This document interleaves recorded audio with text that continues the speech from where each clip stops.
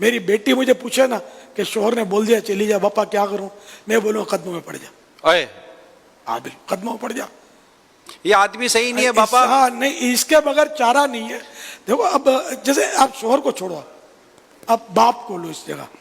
باپ بولے بیٹے کو دفع ہو جا, چل نکل, کیا بیٹا بولے گا ٹاٹا ابو معاف کر دو آئندہ نہیں کروں گا, یہی بولے گا نا.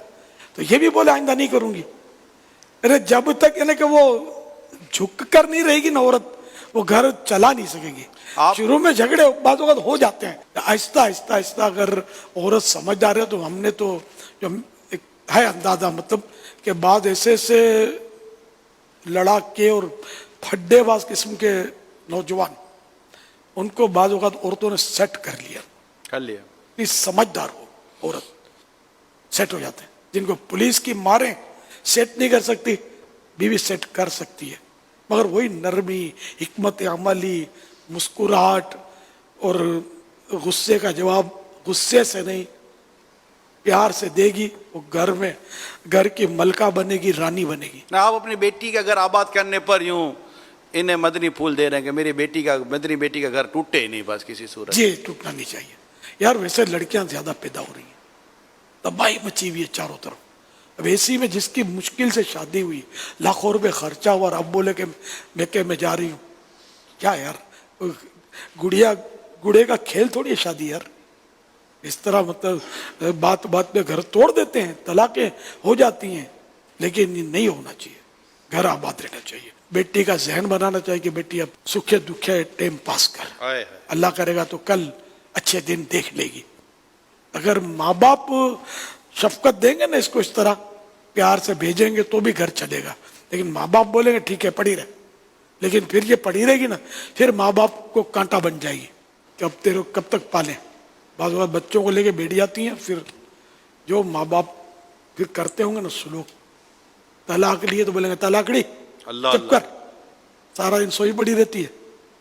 یہ ہے رفنس بہت ہے, رف ٹاکنگ بہت ہے, اور احترام مسلم کا جذبہ نہ ہونے کے برابر ہے.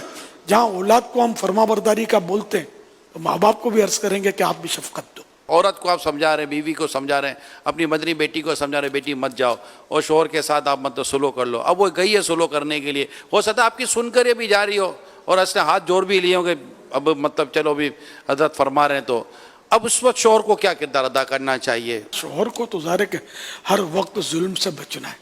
اس طرح مطلب عورت کو نکال دینا کہ جلد دفع ہو جا, نکل جا, یہ تو خطرناک باتیں ہیں, اچھی باتیں نہیں ہیں. تو شوہر کو بھی ایسا نہیں کرنا چاہیے. اور اب اگر جھک کر آئی ہے تب تو معاف کرنا ہی ہوگا. اللہ کے پیارے حبیب صلی اللہ تعالی علیہ وآلہ وسلم کی بھی سنت ہے معافی دینا. تو اگر واقعی بیوی کی غلطی ہے, شوہر کو چاہیے کہ معاف کر دے. وہ حدیث پاک میں نے کہ کوئی مسلمان اگر اپنے بھائی کے پاس معافی لائے اور وہ معاف نہیں کرے گا تو حوض کوثر پر آنا نہ ملے گا. یہ تو بیوی ہے, یہاں تو معاملہ صلہ رحمی کا بھی ہے. یہ نکال دینا کرنا یہ کوئی صلہ رحمی نہیں ہے. آپ کو بھی اگر آپ نے ظلم کیا تو معافی تو مانگنی پڑے گی, اور توبہ کرنا ہوگا. شوہر کو بھی توبہ بھی کرنی ہوگی, معافی مانگنی ہوگی اگر اس نے کوئی بلا اجازت شرعی ایسی حرکت کی ہے تو.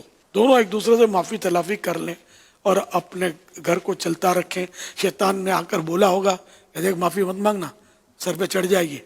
اب یہ سر پہ چڑھے یا چھت پہ چڑھے, آپ کو اللہ رسول کا حکم ماننا ہے. اس کی برکتیں انشاءاللہ آپ دیکھ لیں گے. جس کا قصور ہو معافی مانگ لے, انشاءاللہ گھر چلے گا. چلے گا نہیں مدینے کی طرف اڑے گا انشاءاللہ.